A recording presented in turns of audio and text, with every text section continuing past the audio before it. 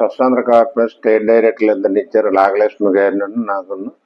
ఇద్దరు ఇచ్చి నుంచి కూడా మాకు కంటిన్యూ ఏవో ప్రోగ్రాలు ఉంటాయి. ఇప్పుడు మట్టుగాను ఇప్పుడు 1వ వార్డు, 2వ వార్డు, 3వ వార్డు, 4వ వార్డు, 5వ వార్డు, 6, 7, 8, 9, 10, 11, 12, 13, 14, 15, 16, 17, 18, 19, 20, 21, 22 నిన్నటితోని 22 వార్డులు అయ్యాయి.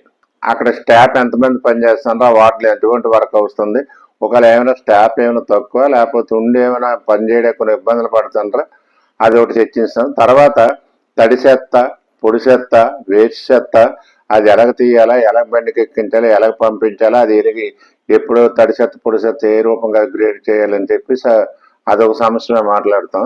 తర్వాత వాళ్ళు కూడా పరిశుభ్రత పత్రాన్ని శుభ్రశైలి కడుక్కొని భోజనం చేసి టిఫిన్ చేసి వాళ్ళ పిల్లలు ఆరోగ్యరీతిగా బాగుంటే ఆ వార్డు కూడా అభివృద్ధి అవడం కాదు, ఆ వార్డు కూడా బాగుపడే పరిస్థితులు ఉంటాయని చెప్పడం జరుగుతుంది. వాళ్ళకి కాలుకు షూ వేస్తాను, తర్వాత మాస్క్ ఒకటిస్తాను, తర్వాత టోపీ ఒకటిస్తాను. వాళ్ళకి ఎటువంటి హాని జరగడానికి అవకాశం లేకుండా అన్ని సౌకర్యాలు కార్పొరేషన్ ద్వారాగా స్వచ్ఛంద కార్పొరేషన్ ద్వారాగా చూస్తాను.